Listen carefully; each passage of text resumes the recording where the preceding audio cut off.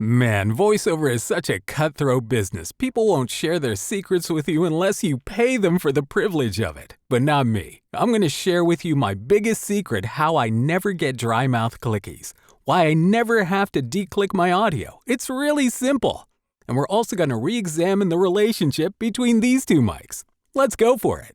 You're listening to The Dangerous Mind of Mark Yoshimoto Nemkov. No excuses, no BS, no pants. Dry mouth clicky noises. They're the bane of a voiceover artist's existence because there's nothing worse than having to go in after that perfect take and edit out manually all the little dry mouth clicky pops and crackles. You know, there's a certain amount that's natural, but if it's excessive and all over your track, well, what do? All right, well, I'll tell you what I do.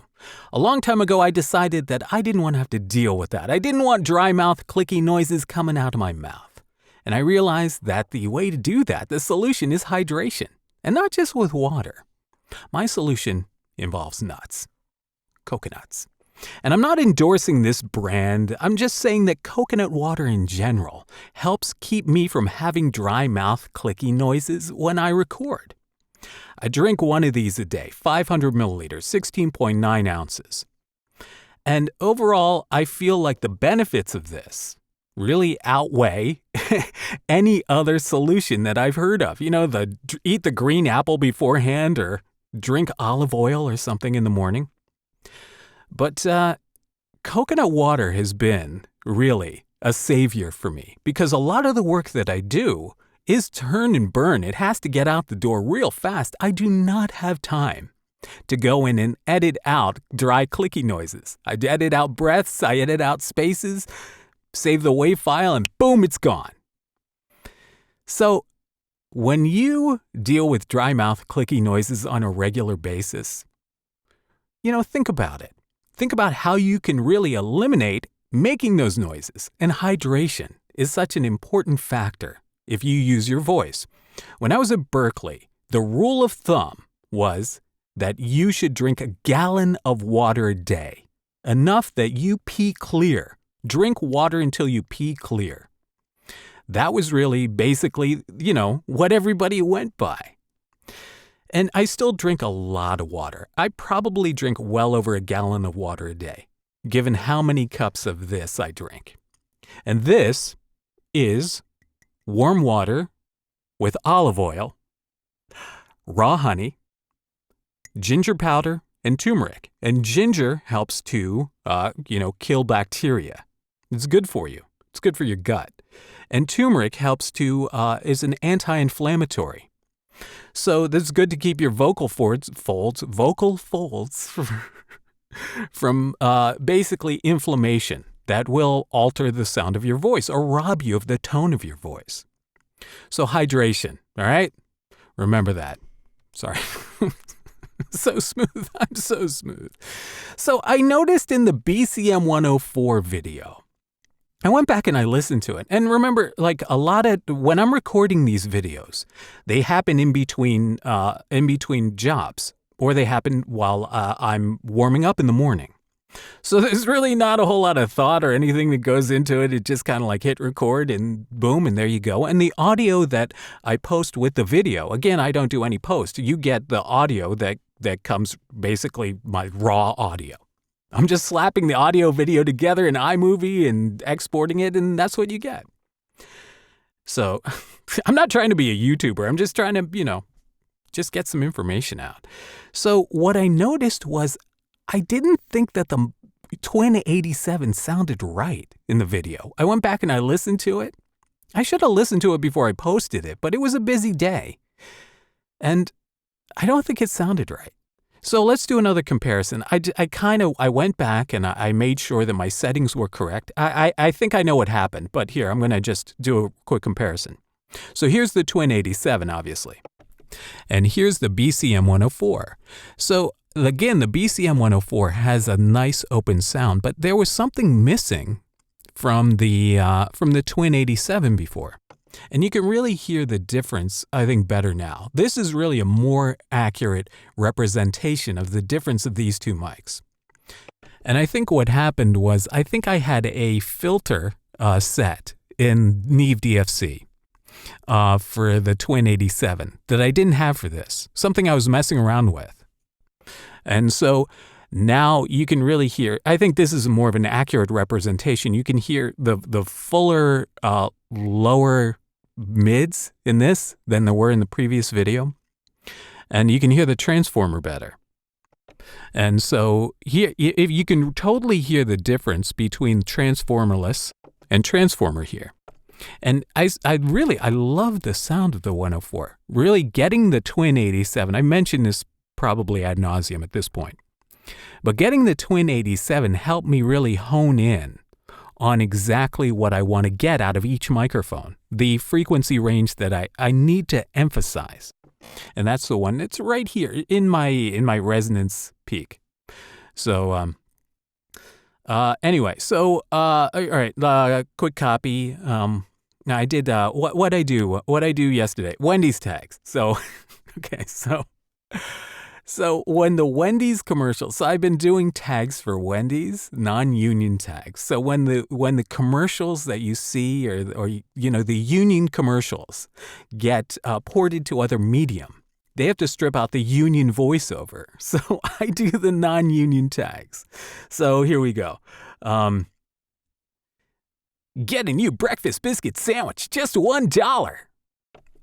Get a new breakfast biscuit sandwich, just $1. That's the voice I do for that. Hoop with the bop and the bop shabop shabop. Hoop with the ram and the ram-a-lam-a ding-dong.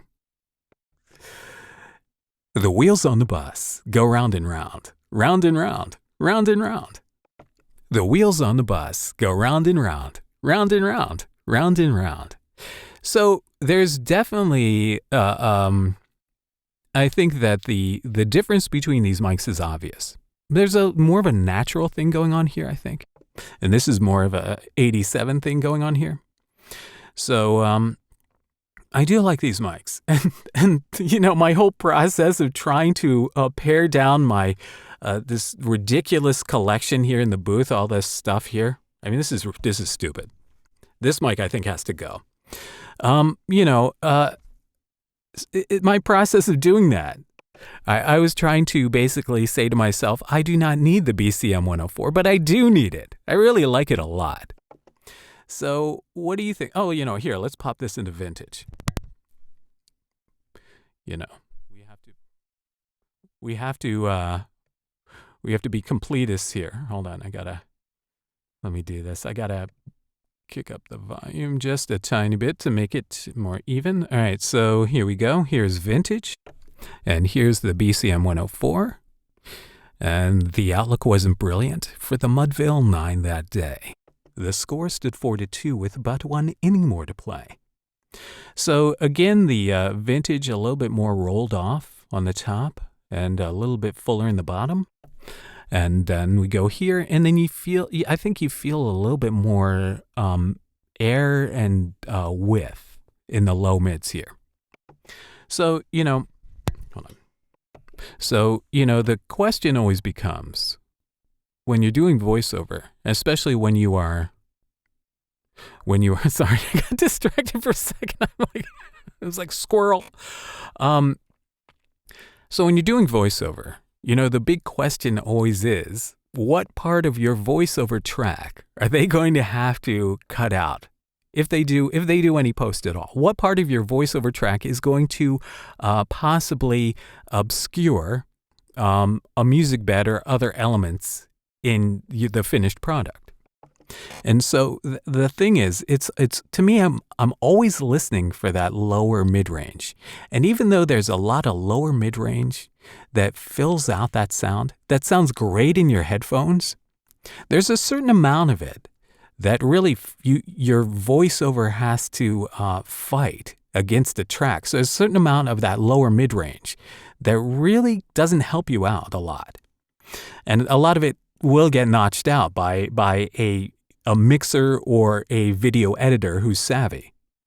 But sometimes when you get a video editor or a mixer who's not savvy, and this happens a lot, especially in like regional TV commercials stuff. Like I do spots for one of the big cable providers, national cable providers. They do local spots. They produce spots around the country. For like Joe's Plumbing in Poughkeepsie and Ray's Auto and Tire in Bakersfield, stuff like that. When you see those, a lot of those are done by the local cable provider. And so I do a bunch of those. And I've noticed that a lot of times with those spots, the spots that I do, there's no post. They take my VO and they slap it up against a music bed and then they lay it up on the video and boom. So, I mean, they're working in a turn and burn environment as well. And so you have to give them something that will work with what they have. So a lot of times that low mid-range, even though it sounds amazing in your headphones, may fight against you in the end product. So you have to be careful. You have to know what you're shooting for, not what you're shooting at. So anyway, all right, I've been chatting. This is like VO Chat Saturday. I hope everybody's doing great. I want to know what you think. So yeah, I think this is a better representation of the Twin87 versus the BCM104. And again, leave a comment. All right, until next time. This is Mark Yoshimoto Nemkov, fading to black.